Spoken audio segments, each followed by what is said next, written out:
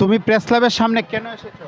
আমি আইসি হলো আমার বোনকে ইপটিজিং করে বৃহস্পতিবার রাত্রে ইপটিজিং করার জন্য আমি প্রতিবাদ করতে গেছি। সেই জন্য আমাকে সন্ত্রাসীরা অকথ্যভাবে হামলা চালায়, আমাকে অনেক কুবাইছে। তারপরে আমি থানায় যেয়ে মামলা করছি, তারা মামলা নিচ্ছে না। ঠিক আছে, এই হলো আমার, এই যে দেখেন, আমি মাননীয় প্রধানমন্ত্রীর কাছে একটাই আমার দাবি, যেন সন্ত্রাসীদেরকে দ্রুত গ্রেপ্তার করে। ঠিক আছে, আমাকে রড দিয়া, মানে আমার এখানে এখানে যদি আপনাদেরকে দেখাইতে পারতাম তাহলে বুঝতে পারতেন। ঠিক আছে, আমাকে অতর্কভাবে হামলা করছে। আমার বোনকে খালি আমি বলছি, ভাই আপনারা ইপটিজিং করছেন কেন?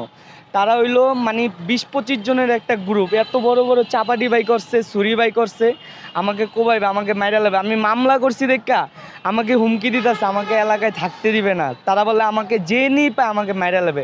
এই সন্ত্রাসীদের নাম ঠিকানা তুমি বলতে পারো? জি জি, তাদের নাম হলো সুমন, তারপরে সৈকত, তারপরে সুজন। তারা হলো মিরপুর 12 নম্বরের 6 নম্বর রোডের কিশোর গ্যাং। তারা একটা পুরো কিশোর গ্যাং। ঠিক আছে, তাদের বাসা হলো স্কুল ক্যাম্পে।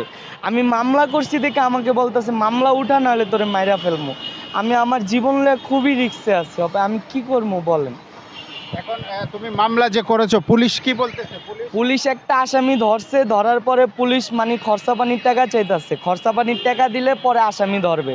তারা এলাকায় ঘুরতেছে, আমাকে আজকে সকালবেলা কল দিয়ে ঠেট দিতেছে, বলে কি মামলা উড়া, নাহলে তুই যাও, থাকতে পারবি না। আমি দোকানেও যাইতে পারি না, আমি যে দোকানে চাকরি করি ওই দোকানের আশেপাশে যে ছুরি নিয়ে দাঁড়ায় থাকে, আমার মাইরা ফেলবো।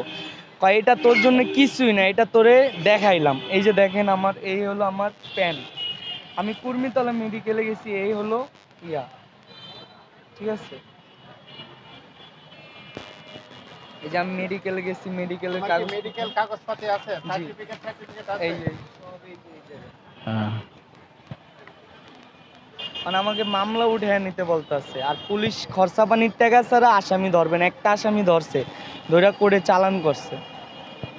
যাই হোক, দর্শক, আমি যেমনটি আপনাদেরকে দেখাতে চাচ্ছি যে আসলে উনি একজন, বলতে গেলে একজন কিশোরী বলা যায়। সে তার বোনকে উত্ত্যক্তের প্রতিবাদ করায় সন্ত্রাসীরা তাকে এলোপাতাড়ি কুপিয়েছে এবং তাকে জখম করেছে, এবং সে থানায় মামলাও করেছে, এবং সে থানার মামলা পুলিশ একজনকে আসামি ধরার পর গড়িমসি করতেছে। পুলিশ খরচাপাতি চাচ্ছে এবং আসামিদেরকে তারা ধরতেছে না, যেমনটি এই ভুক্তভোগী ব্যক্ত করলেন। এবং উনি নিরুপায় হয়ে আজকে প্রেস ক্লাবের সামনে এসে উনি সংবাদ সম্মেলনের মাধ্যমে উনি এই ক্ষোভ ব্যক্ত করলেন। এবং উনি যেমনটি প্রত্যাশা করতেছেন যেন পুলিশ এই প্রশাসনকে একটা জিনিসে উনি